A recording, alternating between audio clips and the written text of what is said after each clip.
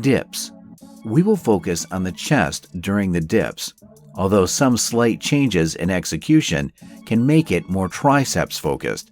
The dips can either be done in a regular or assisted fashion.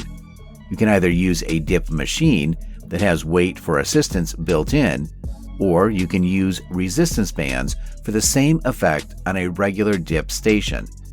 The setup is really easy. Just put a resistance band through both of the bars on the dip station and push them down to sag.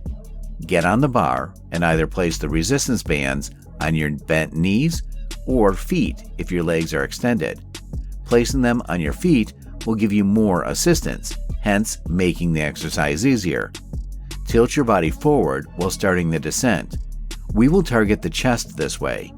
Your elbows should stay relatively vertical at the bottom portion of the dip. Hold the bottom position for a split second to feel the stretch.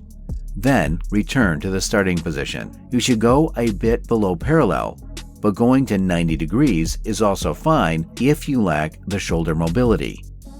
Common mistake: keeping the torso vertical. Keeping the torso vertical would shift all of the tension on the elbows and could potentially injure you.